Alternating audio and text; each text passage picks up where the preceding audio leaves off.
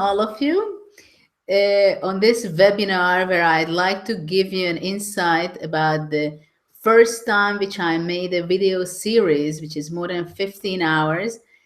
I'd like to give an insight in this series about my vision about chess. Specifically, I was focusing on the Sicilian defense, which I was playing all my life, more than 30 years. 3 decades with both colors, with the white pieces and with the black pieces.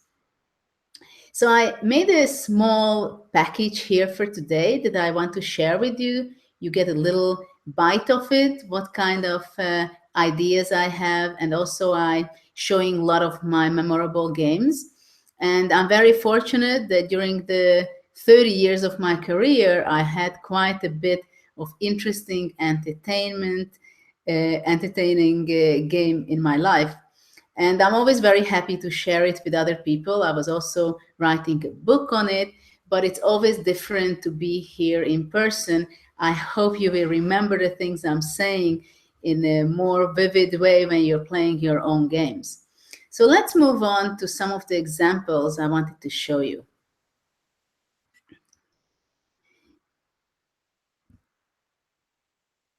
So let's start with the first game I want to show you with Fischer playing against Rubinetti. And in the whole series, I have all kinds of different topics.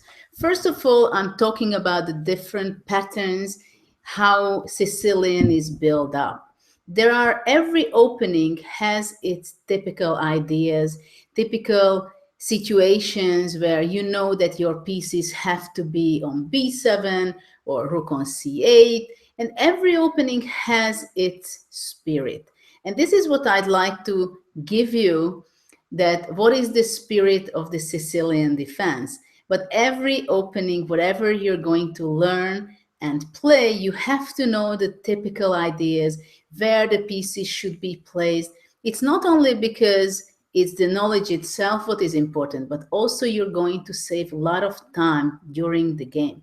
And trust me, if you get in time trouble, that's not going to be something which you would be happy about because you make more mistakes. So let's go into the game.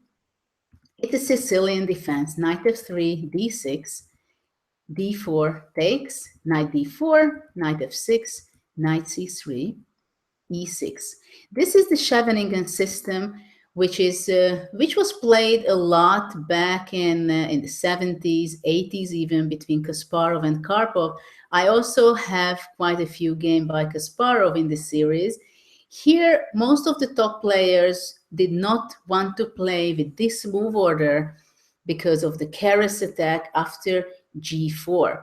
But okay, let's move on with bishop c4, which was very popular, not so popular, but it was the reason people started to play it also. And actually, I was playing this system, the bishop c4 system, because Bobby Fischer was playing it.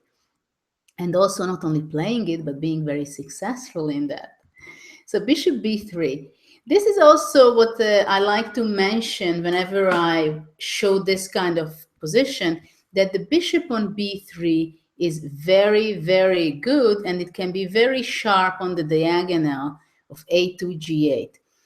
I show different patterns in the video when e6 is the target and white is sacrificing there, or on the d5 square, f5 square, and different typical situations which happen many, many times in many different games. Short castle, of course, bishop b7. Here black is threatening to take the pawn on e4, but actually it's not something white would be afraid so much in all the time. But white protected it with rook e1 just in case. But this rook e1 is, first of all, protecting the pawn on e4, but it will have a completely other idea behind it as well. Black played knight bd7. White plays bishop g5. Bishop g5 is a healthy move. Now the queen is under a pin, so the f6 knight can't be moving. And now black played h6. We can say that it's a typical reaction when white is putting the bishop on g5, not only in the Sicilian, but in the Nimzo-Indian, in the Rai Lopez, in many different openings. When you have the bishop on g5, pin the f6 knight, many times you have just reflection that to push away the bishop and ask the bishop, where does it want to go? Should he keep the pin by playing bishop h4, or should he be moving back? Fischer wanted to keep the pin and played bishop h4. Of course, when we keep the bishop on h4, we are also trying to provoke the opponent to play g5, which is obviously was not the case for black. I don't even think that black considered to play g5 because it would be too dangerous for black for the king side. Black played knight c5. And here I would like to have a little break for a few seconds, a minute, to make you think that how would white continue here? What do you have to look in such a position?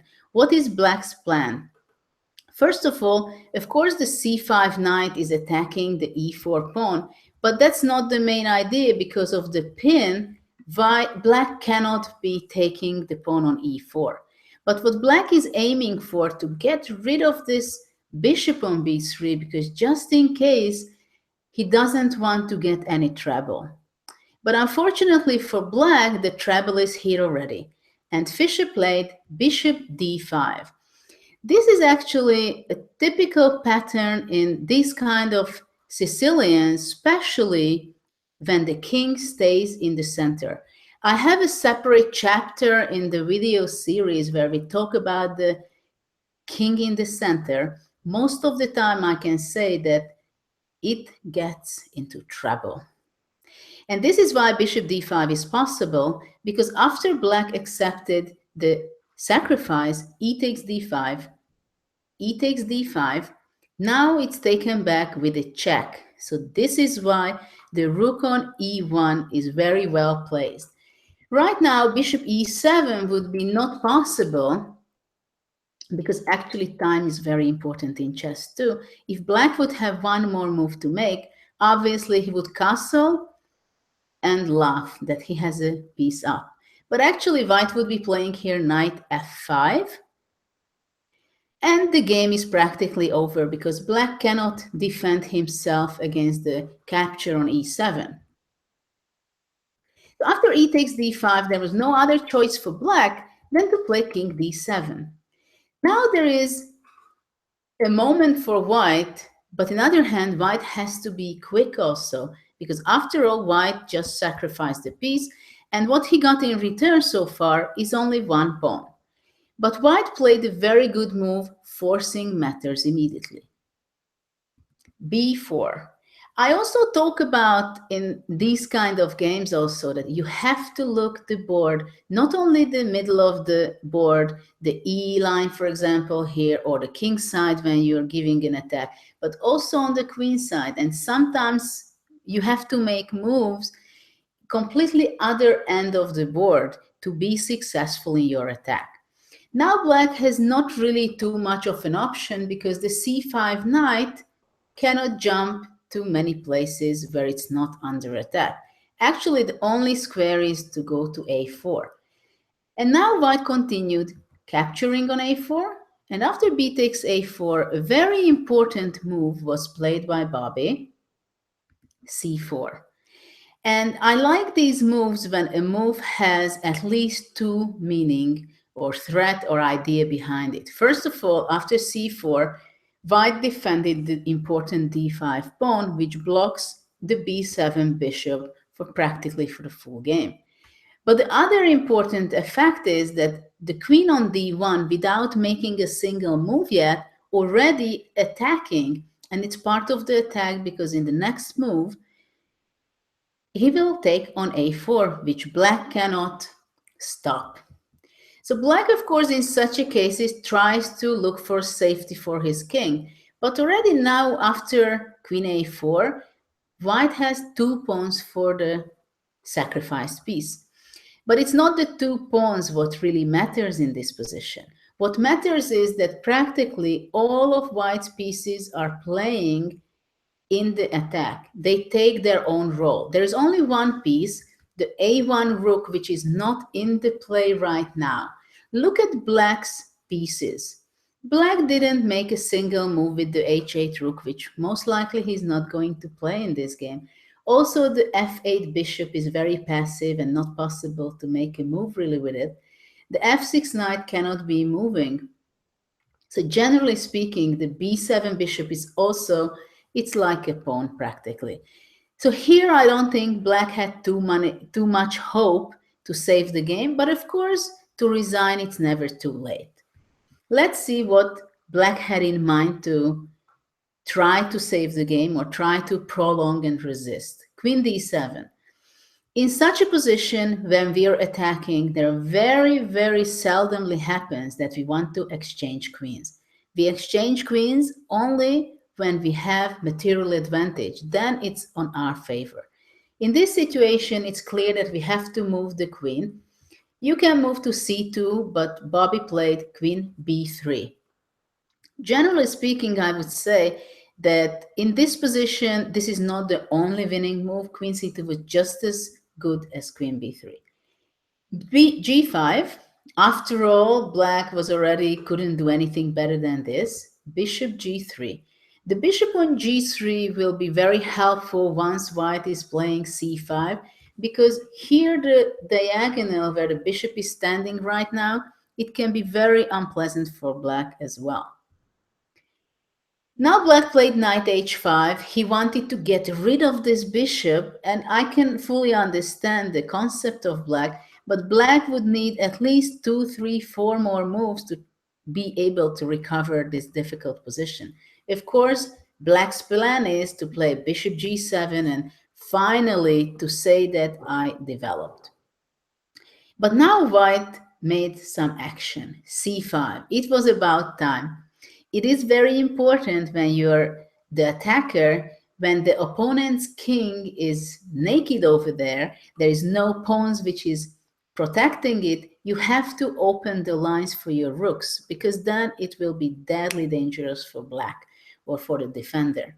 Black took d takes c5, b takes c5, now c6 is killing, so black has to capture. Queen d5, white played rook e8 check, king d7, and now queen a4 check. Now there is no other move than bishop c6, and after knight c6, king e8, rook e1, black resigned already because king d7, knight b4, and wins the queen. So this was an example. I like this game because it shows very well that already at a very early stage of the game, you can end up having trouble or very difficult game. So after bishop d5, practically, when after black took and accepted the offer, it was already helpless. So let me show you the next game, which actually is also about the same theme, about the importance of the d5 square and the sacrifice there. In this game, it was played at the New York Open in 1986. I was nearly 10 years old. And I sacrificed the pawn already in this game. I have very nice memory about this tournament as it was the unrated section and 8 rounds. It was 4 days with double rounds. So it was 1 game in the morning, 1 game in the evening, which was something very new for me at the time. And ever since, I was not a big fan of playing 2 games a day. But here I had won my first 7 games. And actually in this game, the draw was enough already for me to secure the first place. So in this position, I made a move which actually I won some material afterwards. Maybe you know my game, but I was not sharing this game in too many places yet.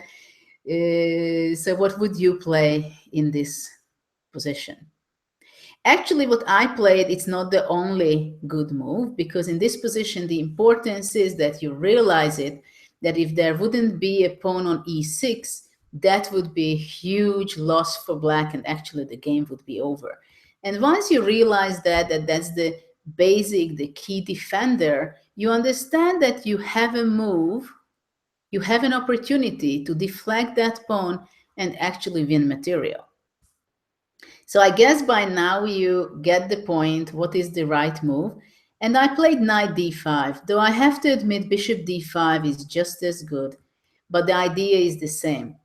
Now I'm threatening with knight c7 as well as with bishop c7, trapping the queen. So black doesn't have too much of a choice. If black would be taking e takes d5, then bishop d6 would be deadly for black, because if black would be trying to save himself on the e file with playing knight e4, I would just simply go bishop e7 and bishop d5, and for black it's hopeless because he's going to lose too much material. So it's kind of a hopeless position. Black cannot take it with the pawn. So in this position, black castled, but after this I made the very simple move, knight takes e7, queen e7, and bishop d6. So after queen d8, I took the rook. It was an exchange up. But after queen f8, what is also very important, and I give a lot of examples to the fact that when you have a winning position, you have to make sure that you're precise and play good enough moves to win the game. Because sometimes it happens with the very best players that by having a winning position, they become easy in the game. They don't take it so seriously. This will be good enough moves. And then you make trouble for yourself and you might not win. So in this kind of position, for example, where I have two rooks and exchange up, it is very important to open up the lines for the rook. So that's the reason I played a4. And after my opponent played bishop b7, I went a takes b5, a takes b5, and c4. It was very important to open up the lines. But to be honest, at this point, I offered a draw, which probably I wouldn't do now, but I was too excited to finish the tournament and take the first prize. So let's move on to my selection of next game. But this was a very special tournament for me. In my series, I have quite a few games from this event. It was Amsterdam 89. I was 13 years old, and this was round 1. But already by the end of the tournament, round 7, when I beat Hulak, which I also cover in the series, then already people knew that I was in a very special form, and I knew a lot of things, and I won quite a few games already. But here in round 1, people were not really aware of it. So let's see the game.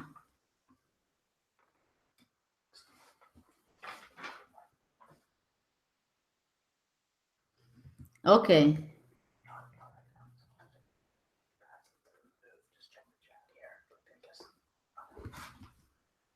So now I see also your chat, what you're writing to me. So sometimes when I'm going to ask you about the moves, then I'm going to see on my screen also what is your suggestion.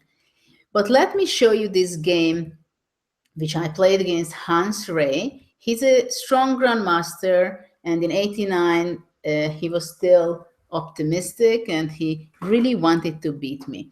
But to tell you the truth, I heard it later on that he didn't respect me so much at the time, but also I didn't have so many great results against strong opposition. Right now, it's a Scheveningen system, castle, bishop e3, a6, f4, queen c7. Queen c7 is a move which is most often played in the Sicilian, though in some lines, black is keeping it on d8, at least for a few moves, and then only after developing with the knight, he's playing queen c7. It is important, mainly at this stage of the opening, to put defense over the e5 move if I would be playing. G4 was, from my very young age, one of my favorite moves, and to be honest, I always stayed addicted to it. You can find many of my games where I play G4. Some of the games where it is very much very much in the spirit of the position.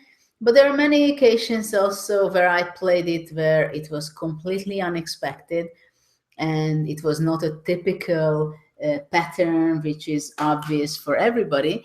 And of course, due to this, because I played many times G4 or with black G5, there were some times when it was not sound and it was not the best move.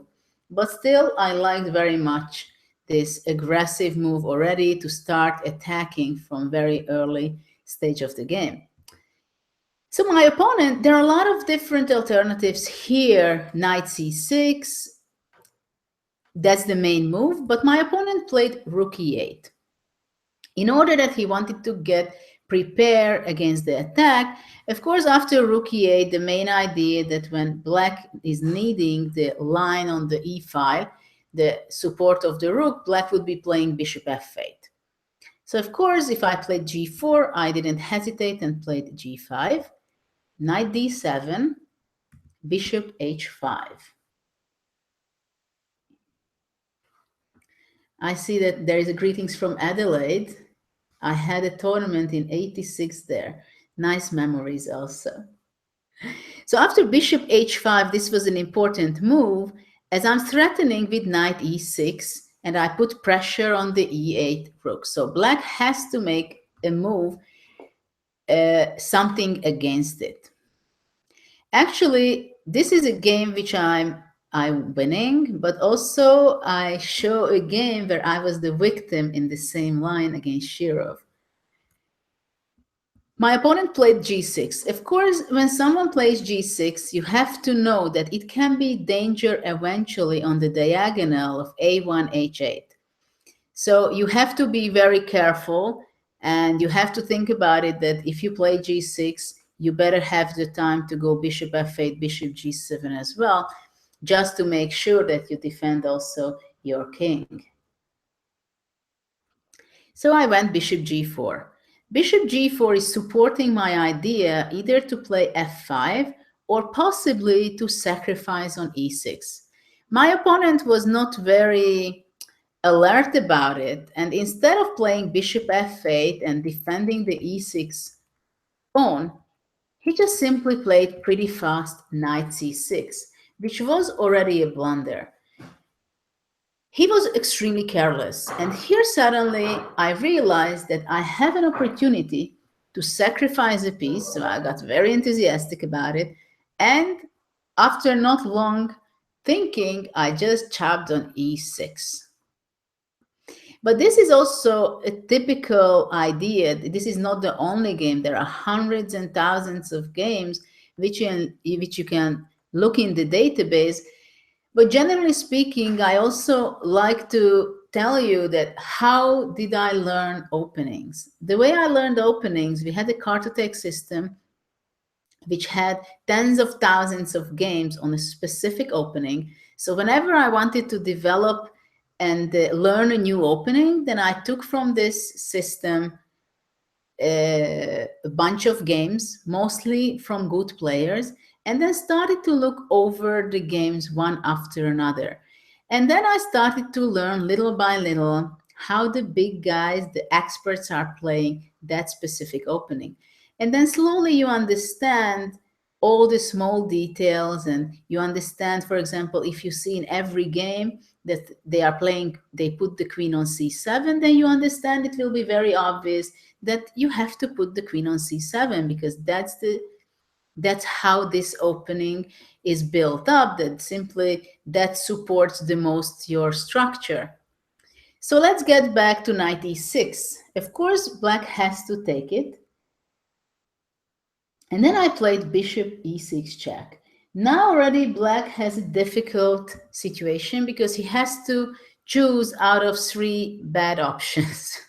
He cannot go king f8 because I would go f5, and then this g6 is already a trouble because in the next move I will be able to open up the f file, which would be deadly for black. So black played king h8. Now already you see how difficult will be for black because of the move g6. So this is why I forced g6 when I played bishop h5, even losing a tempo. So now obviously my next move is, before I go to the long diagonal, I was going to play knight d5. Ask the queen where does it want to go, because it doesn't really have a good place. Black played queen b8. It is a sad story for black because on b8 the queen will not really support the king on h8, and of course now I played bishop f7. Actually bishop d4 was just maybe not as good, but almost just as good as bishop f7. So I played bishop f7 because I calculated all the way how I'm going to win the game. Black played rook f8. Rook d8 wouldn't help much on black because anyway I would be taking on e7, and after knight e7 I would be giving a check. Black has no other move than knight e5. I would take f takes e, and after f takes e, you know how I follow up. I just take it on e5, takes, and queen d8. Exactly, I completely agree that you wouldn't like to play it with black. Neither of us, I guess, but from white it's a lot of fun. So black played rook f8. I played bishop d4. Black played knight e5 because there's not much of a choice for black. Knight e7. And after knight e7, f takes e5, f takes e5. And now it's important, of course the position is winning, but still I always like to pull your attention that make the right move. If you can win the game within 3 moves, win and be precise, because sometimes you're going to waste your energy. Maybe you're going to win the game in any way, but if you play in a tournament, you need your energy. So try to save it, and in such a position, really win it within few moves. I played bishop c5, and if black would be playing queen c7, then after queen d6, black can resign because of all the possible pin what we have. Black played king g7, I went bishop e7. Now if rook f7 would be played, then king g8, I would give check on d8, and after rook f8 you have a choice to take rook f8, queen f8 and bishop e5, or if you want to play queen d5, rook f7, bishop e7, it also wins material immediately. So it's already a matter of choice. But the black played king g7, bishop e7, queen a7, check first, and after king h1, bishop h3, just a try, but after queen f3, there was no more try and my opponent resigned.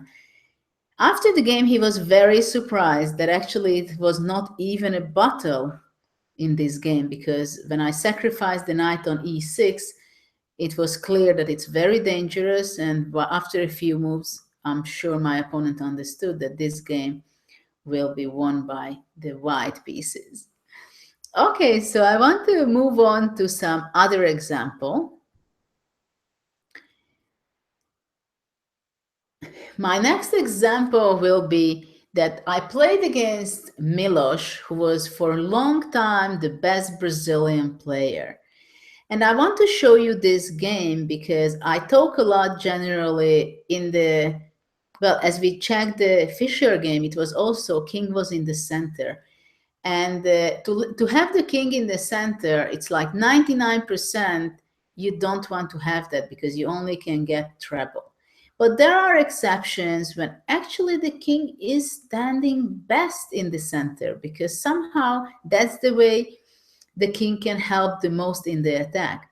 And this is what happened in this game. I had a match in Sao Paulo in 1996, long time ago. I was 20 years old at the time, and I had a 4-game rapid match against Milos Gilberto. So I was playing with the black pieces, and I played the Najdorf, but we entered into the Scheveningen system. F4. I talk about in the DVD, in the video series, also about G4, the way I beat Anand. If you're going to have time, probably I will show you that game also, because it's one of the best game I've ever played. Also, f3 is another move, which is, of course, considered very serious. That's the English attack. But here my opponent played f4. b5, queen f3. This is very typical. I myself also liked very much to set up the pieces like this, to be ready for the attack. Pawn on f4, queen on f3, and after bishop b7, bishop on d3. This is a very typical setup. And after this, white still has an option to castle short or castle long. I say greetings from Brazil. I love Brazil, so I would be happy to go back again. And after bishop d3, black plays knight d7. This is also typical that when you have your bishop on b7, knight on f6, you try to have your other knight on c5, put pressure on the e4 pawn, and also trying to get rid of the famous d3 bishop. Hello, Indonesia. I was also there. It was great. Romania. Fantastic. I had won my first boys under 12 championship in Romania.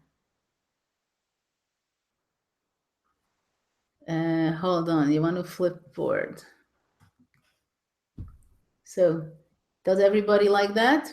Being the winner's side? Okay, for this game, I leave it the flipboard. So knight c5 is something that is advised because the e4 pawn is under attack. So g4, I wouldn't play probably differently than my opponent if I would be the white pieces. h6.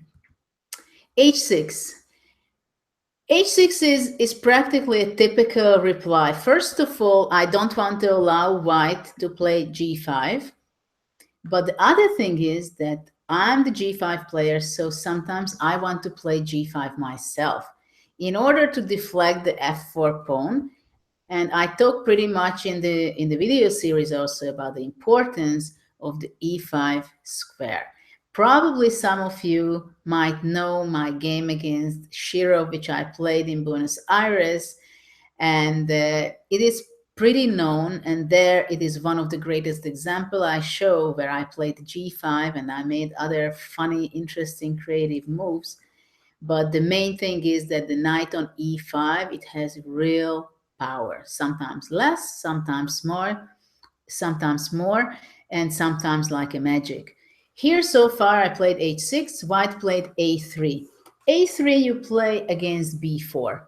That I don't have b4 because otherwise it would be also nice for black to play b4 sometimes to push away the c3 knight from defending the e4 pawn.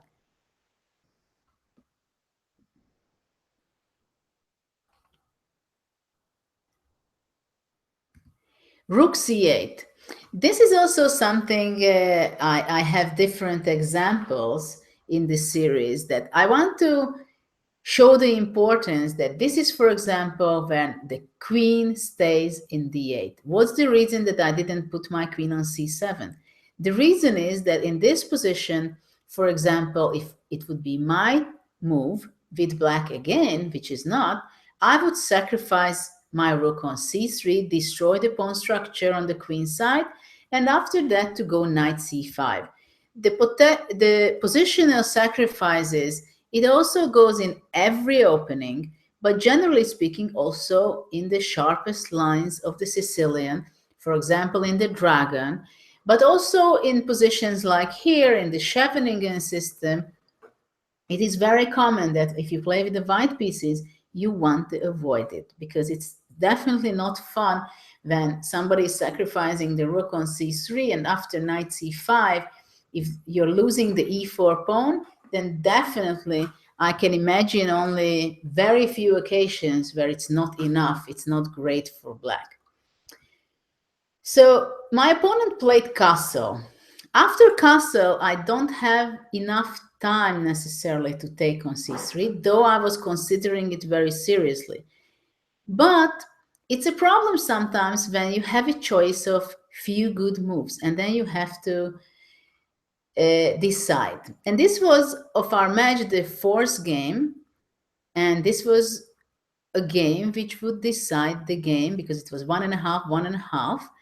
And so I was also kind of looking for safety as well. For the moment, I consider that bishop e7 is good to develop my piece because the c3 knight will not run away, and I will have later on also the option to play rook c3, but I had also other plans like g5. Rook ae1. White was just simply continuing his development. Though I'm not sure that g4 was needed so much, because I believe that if you want to play with your pieces to castle short, to play rook to e1, then maybe combining it with g4, you have to be careful and you have to analyze it and think about it whether you really have the time for it. So now already I played g5. I was very happy with it because right now my bishop is very strong, and it's because of the white queen, white cannot go anything like e5. And I thought that the king on g1 short castle was not the right choice for white.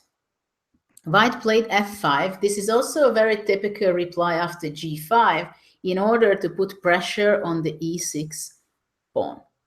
I played knight e5. It is very important that knight to e5, it comes with a tempo attacking the queen. White goes to h3.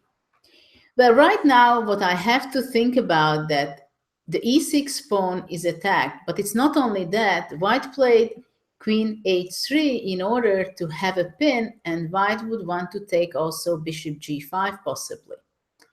So now I would ask you to think about the position. What do you think? How can I make a move that actually I defend both threats of white? So I leave you to think about it for a minute or two, because when I found this move during the game, I was extremely satisfied, and I knew and understand that white will probably not be able to save the game even.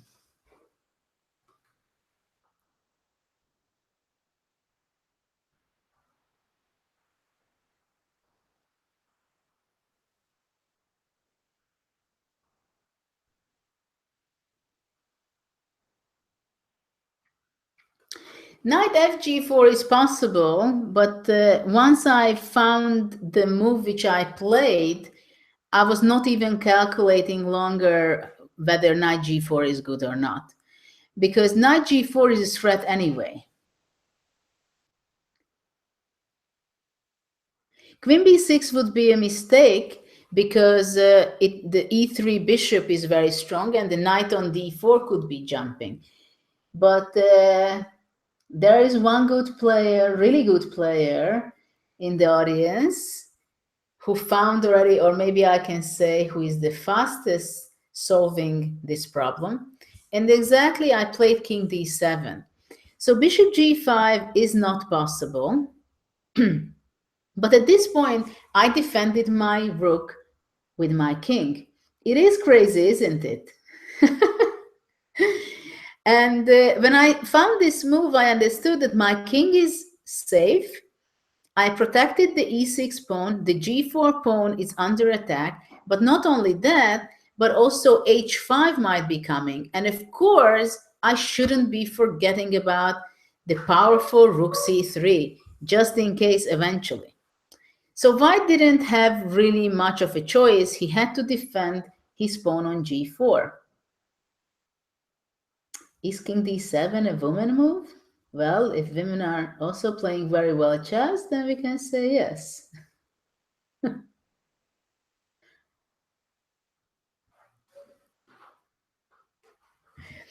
So now I could do rook c3, but again I had the question and to decide how to continue the game. But h5 was something I knew 100% that it was good, and I didn't really have to calculate anything, because after fe6, the g4 is under attack, so white definitely has to react on my h5. He took, and I played g4, again protecting my e6 pawn. White has to move away, queen g2. I played now rook c3. So finally, all different kind of ideas was played in the game. First of all, my king was in the center, but actually it served very well in the center. I broke the g4 pawn for white by playing h5. And now the most important thing is that the e4 pawn will be disappeared after bc, bishop e4. And it's not only about the e4 pawn, but the powerful bishop on the long diagonal, which will make the game win for black. Queen f2, knight h5. Of course, when you see a rook on h8, the bishop on e4, and the king on g1, immediately you can associate in your brain that sometime rook h1 can happen as a mate. White was trying to save or fight a little bit longer, but of course he understood that there is not much of a chance to save the game. g3. It is important when we are attacking to get rid of our pawns front of us, front of the rook, open up the lines for the rook to be able to play and give mate possibly. hg, knight f4, queen f4. I gave check on h1, king f2, rook h2, king e3, bishop g5, and in few moves my opponent resigned. So I like this example because it shows that the king can be also very powerful if the position is not open, but it can really support the attack in a very special way. Let's go on to another example. And this example will be, I take back the white pieces because I was playing with white. In the Sicilian also, there are a lot of different endgames. And in endgames, I discuss about good knight against bad bishop, all kind of different setups, how the bad bishop can come alive and actually improve itself, or the same color bishop. But also I talk about the different color bishop. And I pick now this example because when I was a child, it was not so obvious for me that when it's a different color bishop with equal material with rooks, then it can be a huge advantage to one or to another side. Without the rooks is most of the time, at least 80%, even if you have one or two pawns down, there are many occasions where it's a draw. But contrary, when you have the rooks with the different color bishop, that's a completely different story. And this is one of the game where I can show and demonstrate how much it's true. In this position, the bishop on d5 is much more powerful than the bishop on d2. But why? Because of the situation of the difference between the two kings. Practically, this is the main difference. It's true that white is active because my rook is on the 7th rank, which is very important generally. So whenever you have the chance to put your rook, if you're white, to the 7th rank, or to put on the 2nd rank if you play with black, that's a huge achievement, and it gives a lot of difficulty for your opponent. So your opponent definitely will be very nervous, and probably he's completely right about it. But in this position specifically, the big danger for black is his king, that it's actually trapped in the corner, while my king can be moving and improve the position. So that's what I did, and I played king g2. This game I played in Aix-les-Bains in France in 2011 against one of the best French player, Edouard Roman. And my opponent thought that it's going to be a little bit difficult, but his last move was rook d8, and his plan was to play h6. But I thought that if he's going to play h6, he's going to be in big trouble. But if he's not going to play h6, then for the moment, I'm just going to improve my king position. So my plan would be to bring my king all the way up to g4 and possibly to play h5. But to defend such a positions, it is very difficult. You have to have a lot of patience, and also you have to pay attention very much to every move. So even if it's a draw, it is very difficult in practical game to save it. Because if white has the patience, and let's say I would go with my king to all the way, well, I can also go to the king side, queen side, I go back and forth. This is what Karpov was always a specialist, that if he has a little advantage, he would go all around the queen side, nothing there, then he would come back, he would be maneuvering here and there. And when the opponent is very tired and has a time trouble, then he would do some action, probably then king g4 and h5, and give extra difficulty for the opponent. But actually, my opponent did not wait until this point, but played h6, which is actually a huge mistake. It is a blunder. I would leave you for like half a minute or a minute. Some of you probably would play the right move instantly, and probably most of you would play the right move only after some time of thinking.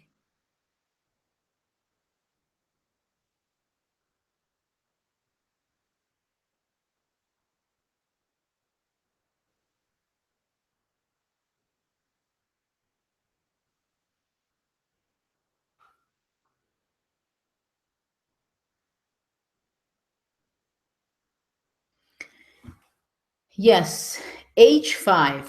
h5 is the move.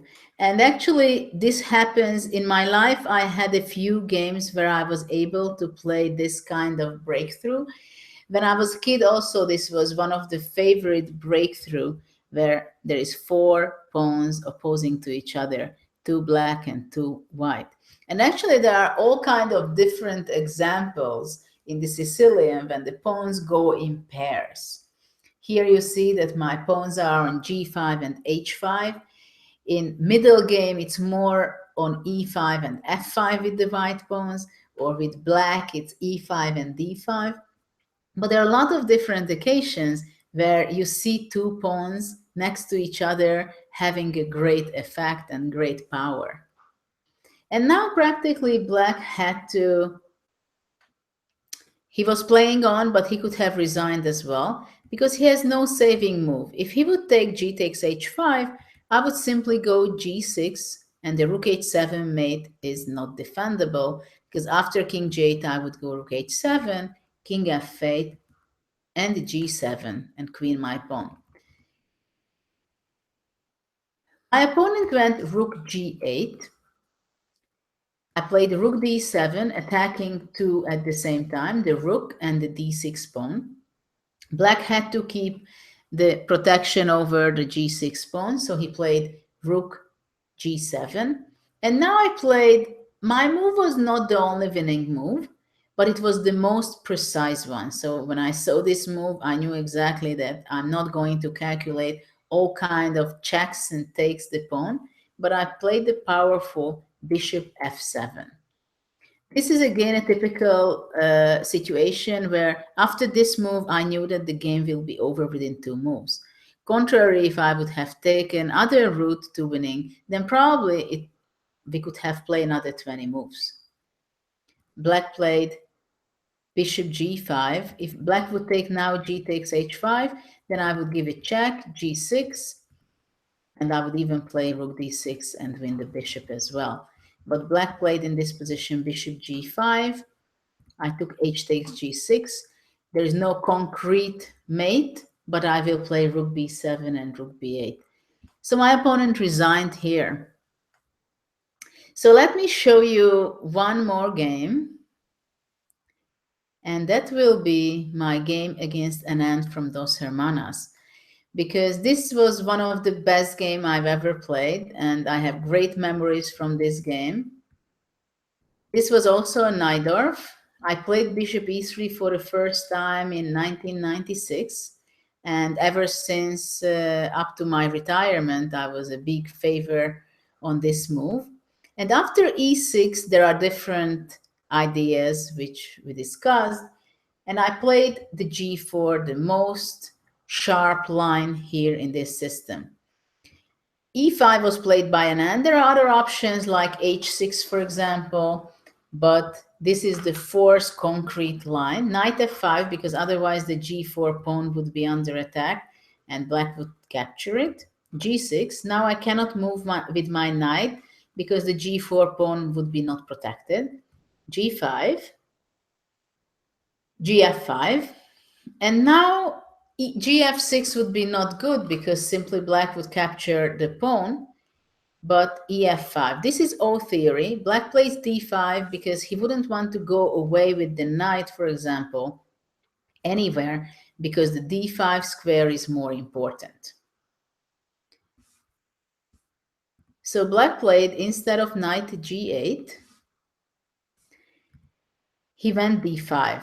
So counterattack is always very important. There are many games where I show that, first of all, you have to know that when they attack one of your pieces, don't take it for granted that you have to move away with it.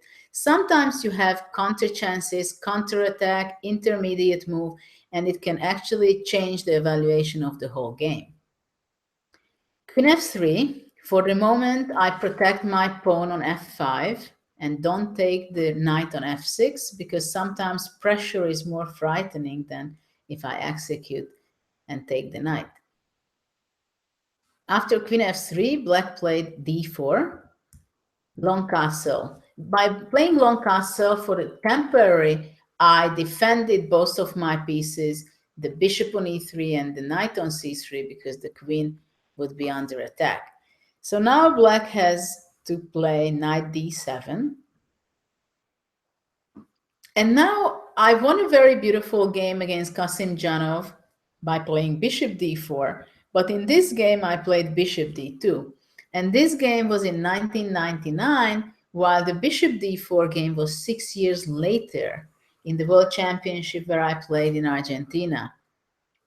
After bishop d2, it's obvious that black will be taking the offered knight, bishop c3. Now black has to think how to develop and what is the route for his king to get some safe shelter. And black played, Vichy decided to play bishop g7, trying to castle.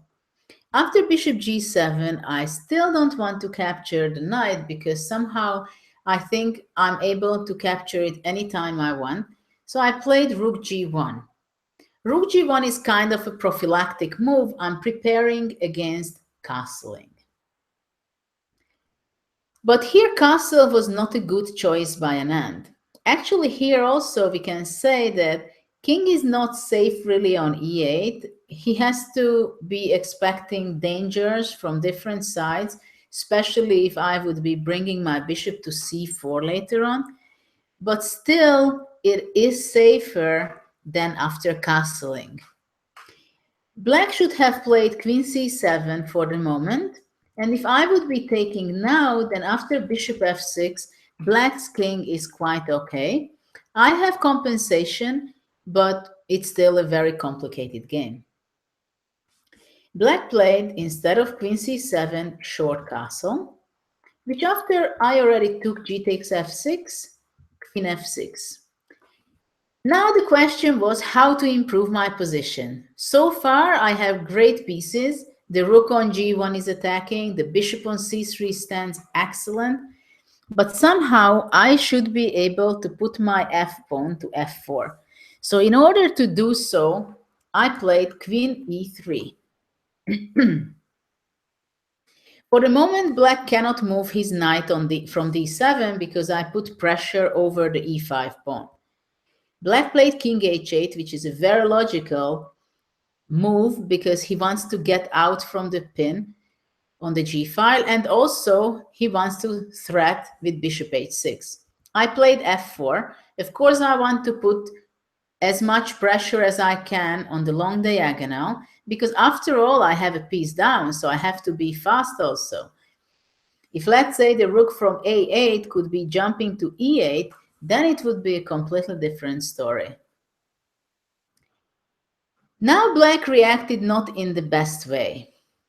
And black's best move was to play rook e8 and protect over the e5 square. And after that, I would be going probably bishop c4. I have full compensation, but it's not an easy game for sure.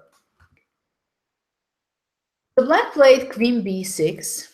It was forcing me to play the right move, queen g3, because obviously in such a position with material down, I don't want to exchange queens unless I have something very, very concrete and I gain back material. If black would be playing rook g8, then bishop c4 would be very strong. And I would be attacking the f7 pawn here. So black after queen g3 had to play queen h6. There was no other option. Right now it's defending I cannot take on e5 because of the pin on the diagonal. So I played a very aggressive move because there was a very concrete idea. I felt it's very important to force the next move by black. I played rook d6. This was a very important move. First of all, my rook becomes more active, and I force black to play f6. Because if black would playing knight f6 and trying to develop and open the diagonal for the c8 bishop, then I would be playing bishop e5, and after bishop f5, I would be already sacrificing material, bishop f6, queen f6, rook f6, and I have a pawn up. Still, it's not so easy to win, though, but white is clearly having a pawn up, and it's a huge advantage. So black could not play knight f6.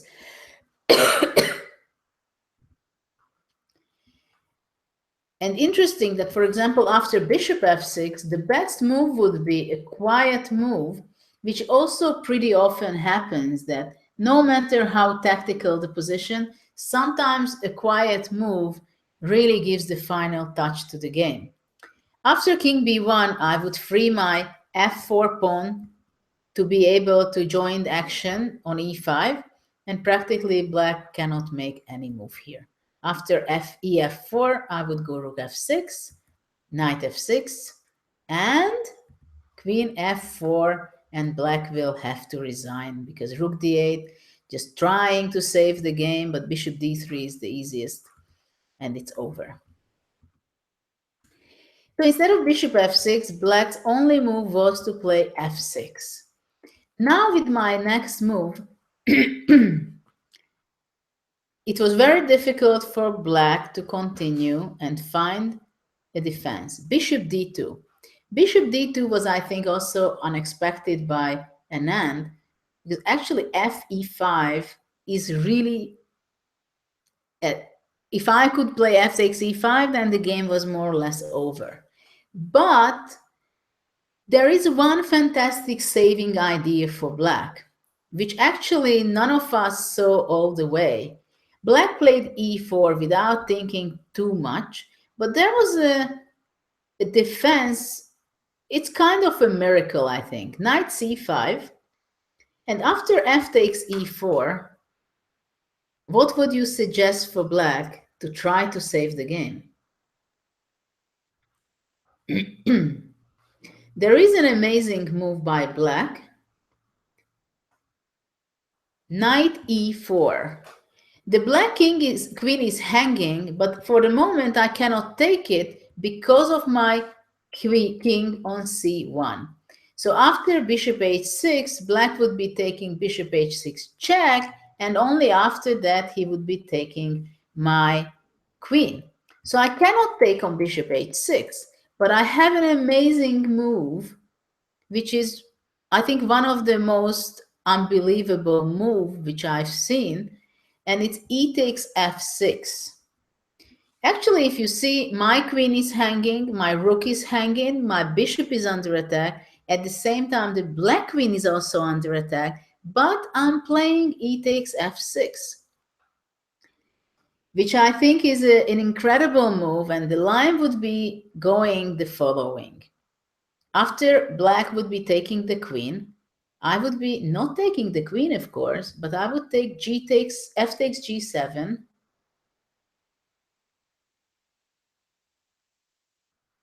And after queen g7, rook g3, where black has to sacrifice the queen back because bishop c3 would be coming. Bishop c3 with deadly mating attack, but black would be taking queen g3, hg, but the king is still very vulnerable, so black has to think about some safety. He would play probably h5, bishop h6, bishop f5, giving back the exchange, and there is quite reasonable chances to save the game for black. But when I first found out that e takes f6 in this position possible, I was really amazed by this opportunity. So knight c5 was actually not saving the game, but I think it was the best choice to make. Black played e4, avoiding the f4 pawn to be able to capture on e5. After this, I realized that I have to improve my position. It's very clear that the h6 queen has no space and no possibilities to move away because it's protecting the black bishop. But there is one more piece of mine which is not really playing. So it was time to bring it into play. I played bishop c4. The bishop on c4 gives extra importance in this position because it covers the diagonal, and whenever, if possible, the bishop would be moving, then queen g8 would be giving a checkmate. So right now it was very difficult for black to try to save the game. If black would try to get out from the box by playing knight c5, then I would be playing bishop e3, immediately attack it, and if black would be playing b6 because somehow he has to defend his knight, I would just simply take the pawn, and after knight b7, I would be playing rook c6 and go for the 7th rank, or bishop d5, and after rook b8, bishop d4, and on f6, I will be sacrificing shortly. So it wouldn't save black to play knight c5. But black played b5, trying to be a little active. Now I played bishop e6, attacking the knight on d7. Now knight c5 wouldn't help much because I would anyway play bishop e3, forcing matters, and after knight e6, f e6, I would be threatening with f5, very strong move, so black has to go queen g6, where I would just simply go queen h3, and after the queen moves back, I would be going f5. So this is something black cannot survive. So if we go back, here knight c5 was also not a move to save the game. Black played rook a7. It had its logic because on the 7th rank, possibly it could give extra defense for black. I played an important move because the c7 square here, I felt that it can be very important defensive square for black. I played rook c6, not to allow black to go to c7 with the rook. Now black played a5. He was trying to get some space. I played bishop e3, attacking the rook on a7. Rook b7, and now I improved my position by playing bishop d5. Now rook c8 is threatening, so the black rook had to be moving. Move to b8. And now, as I always say, it is so important to get to the 7th rank with the rook. So that's what I did. I played rook c7.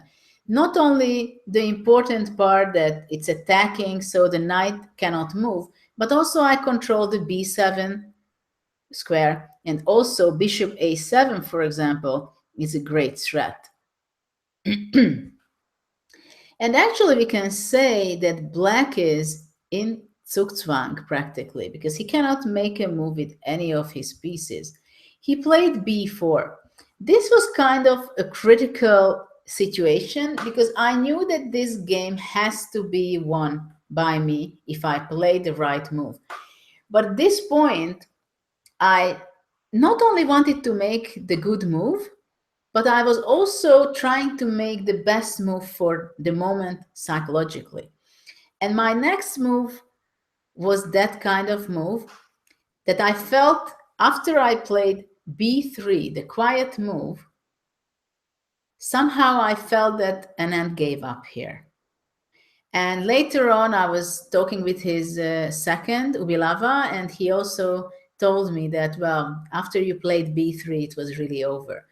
So sometimes not necessarily only concrete executions could work and make scoring a point, but sometimes small, quiet moves can be really irritating to the opponent. And after this, if black would be playing rook d8, I would be going bishop c6, and now it's a full zugzwang position, even though we have most of the pieces on the board.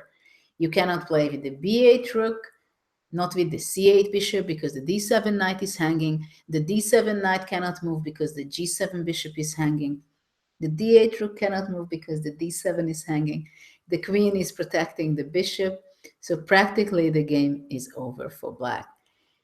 Black played rook b5, trying to look for some counter chances, but now already I played the concrete bishop c6, and after rook f5, a small combination because I felt that this is the easiest way to win the game, and I played rook c8,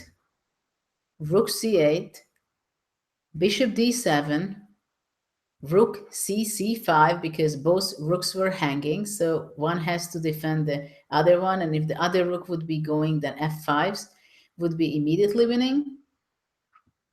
So after rook c5, bishop f5, rook f5, and I simply played rook d1.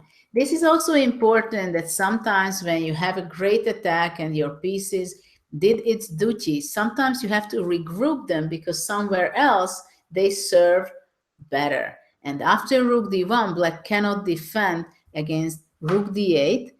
Black was trying to escape with king g8, trying to get out to f7. And after queen g2, Anand resigned as the e4 pawn is not possible to defend. And he understood that doesn't make any sense to play on this game.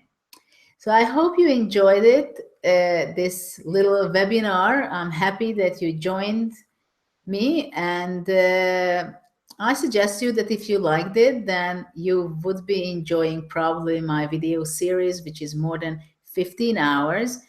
Today, for another more than 24 hours, we have a special discount. But I would like to, and I was making a lot of effort to make you understand more and more about the Sicilian. Hold on, I bring back the screen.